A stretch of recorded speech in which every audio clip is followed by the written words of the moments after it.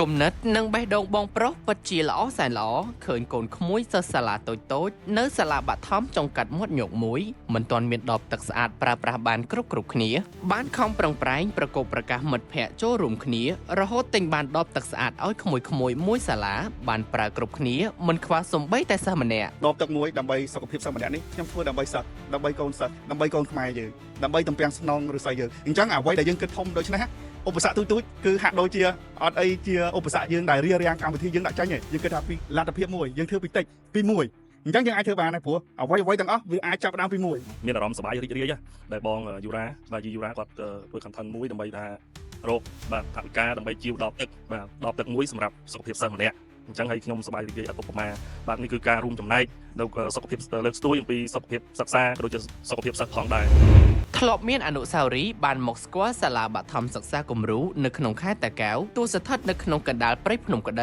ីធ្វើឲ្យលោកយីយូរ៉ាអ្នកផលិតមាតិកានិងអ្នកព័ត៌មានមួយរូបដកអារម្មណ៍និងមនោសញ្ចេតនាពិសេសបានសង្កេតឃើញក្មួយសិស្សានុសិស្សមិនទាន់មានដបទឹកស្អាតប្រើគ្រប់គ្នាទើបធ្វើឲ្យលោកនឹកឃើញបង្កើតកម្មវិធីដបទឹកមួយដើម្បីសុខភាពសិស្សម្នាក់ទីបំផុតលោកនិងក្រុមការងារសម្រេចបានជោគជ័យបានទៅដល់ទីតាំងផ្ទាល់ហើយប្រគល់ដបទឹកស្អាតឲ្យកូនសិស្សសាលាទាំងអស់គ្នា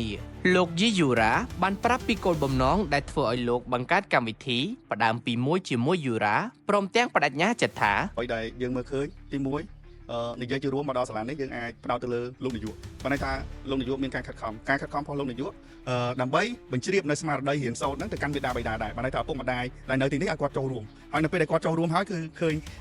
មានសម្ភារបំពាក់ស្អាតដែលយើងគិតថាមិនទាន់ 100% ទេប៉ុន្តែឯកសណ្ឋាននេះសឹងតែ99% យើងនិយាយចេះបាទហើយខ្ញុំពិតជាឃើញហើយក៏រំភើបដែរដែលយើងគិតថាមិនមែននៅទីក្រុងទេមិនមែនទីប្រជុំជនទេប៉ុន្តែនៅតំបន់ព្រៃភ្នំគាត់អាចធ្វើបាននេះជារឿងវិសេសមួយដែលយើងគួរតែលើកទឹកចិត្តអញ្ចឹងអ្វីដែលខ្ញុំធ្វើនៅពេលនេះយកពេលវេលាគៀងគរសប្បុរសជនទាំងអស់ដើម្បីបានដបទឹកនៅខែនេះគឺគោលបំណងមួយឲ្យក្មួយមានសុខភាពល្អក៏ដូចជាការលើកទឹកចិត្តទៅដល់លោកគ្រូអ្នកគ្រូដែលគាត់មានឆន្ទៈមេដាបៃតាដែលគាត់មានការចូលរួមជាមួយសាលាផ្ទាល់តែម្ដងដែលនេះអាចនិយាយបានថាសហគមន៍គាត់មានការចូលរួមជាមួយសាលាព្រោះសាលាជាទូទៅនៅពេលដែលមានការរីកចម្រើនគឺมันអាចកាត់ផ្ដាច់បានចេញពីសហគមន៍ទេអញ្ចឹងសហគមន៍នេះហើយដែលជារឿងល្អមួយដូចជាខ្ញុំកំពុងតែគៀងគរឲ្យមានដបទឹកនេះគេហៅថាយើងជាសហគមន៍ហើយដែលបានចូលរួមការងារហ្នឹងជាមួយសាលាបាទយើងដឹងហើយថាប្រទេសមួយដែលមានការរីកចម្រើនគឺយើងត្រូវគិតគូរឲ្យបានដិតដល់ពីវិស័យអប់រំហើយវិស័យអប់រំនេះវាអាចពាក់ព័ន្ធទៅនឹងសុខភាពកុមារសិស្សានុសិស្សតូចៗអីជាដើមអញ្ចឹងអ្វីដែលគាត់ធ្វើទៅទទួលបានផលយើងផ្ដល់ជូនគាត់ជាវត្ថុអនុស្សាវរីយ៍ដែលខ្ញុំបានផ្ញើជូនគឺគាត់សប្បាយចិត្តបានន័យថាអូពូអាចផ្ញើខ្ញុំបានខ្ញុំសប្បាយចិត្តមែនទែនដែលពូមានវត្ថុអនុស្សាវរីយ៍ជូនខ្ញុំដោយឡែកខ្ញុំពេញចិត្តនៅការចូលរួមទៅតាមលទ្ធភាពដែលខ្ញុំអាចធ្វើទៅបាននៅក្នុងវិស័យអប់រំនេះដោយសារតែក៏យើងឆ្លងកាត់ទៅវគ្គខ្លីៗសិក្សានៅក្រៅប្រទេសដែរអញ្ចឹងអ្វីដែលយើងបានឆ្លងកាត់ទៅសិក្សានៅក្រៅប្រទេសហើយក៏យើងគិតថាតើយើងអាចជួយអីបានអញ្ចឹងនៅពេលដែលពេលខ្លះខ្ញុំទៅធ្វើមាតិកាធ្វើព័ត៌មាននៅក្នុងកន្លែងហ្នឹងជាដំបូងតើខ្ញុំគិតថាកន្លែងហ្នឹងត្រូវការអីហើយខ្ញុំជួយកន្លែងហ្នឹងដោយវិធីណាជាទូទៅការងារអីក៏ដោយដែលយើងធ្វើទៅប្រកបណាស់វាមិនអាចរលូនទាំងស្រុងទេគ្រាន់តែថាយើងខ្ញុំតែងតែសួរខ្លួនឯងថាតើខ្ញុំធ្វើដើម្បីអីគោលបំណងនៃកម្មវិធីដែលខ្ញុំដាក់ចេញទូយ៉ាងដូចជាខ្ញុំដាក់ចេញថាដបទឹកមួយដើម្បីសុខភាពសិស្សម្នាក់នេះខ្ញុំធ្វើដើម្បីសិស្សដើម្បីកូនសិស្សដើម្បីកូនខ្មែរយើងដើម្បីទំពាំងស្នងឬស្អីយើងអញ្ចឹងអ្វីដែលយើងគិតធំដូច្នេះឧបសគ្គទូចៗគឺហាក់ដូចជាអត់អីជាឧបសគ្គយើងដែលរៀបរៀងកម្មវិធីយើងដាក់ចេញទេប៉ុន្តែថាយើងបានគិតគូររួចហើយថាអូការងារទំហំប៉ុណ្ណឹងខ្ញុំអាចធ្វើបានអញ្ចឹងឧបសគ្គតិចតួចមិនមែនជាឧបសគ្គនៃការរៀបរៀងនៅគោលបំណងដែលយើងធ្វើទេអញ្ចឹងហើយអ្វីដែលជាឆន្ទៈរបស់ខ្ញុំឈ្មោះធ្វើទៅបានគឺខ្ញុំគិតថាដើម្បីទំពាំងស្នងរស័យដើម្បីកូនខ្មែរដើម្បីធនធាននៅកម្ពុជាអញ្ចឹងគឺឧបសគ្គតូចៗយើងអត់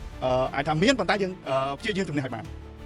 នកម្មវិធីមួយសម្រាប់បានជោគជ័យមិនមែនតែខ្ញុំម្នាក់ឯងទេគ្រាន់តែអាចថាខ្ញុំជាអ្នកគៀងគរឬក៏ហៅថាព្រួយផ្ដាំគំនិតអញ្ចឹងដល់ពេលដែលយើងព្រួយផ្ដាំគំនិតហើយ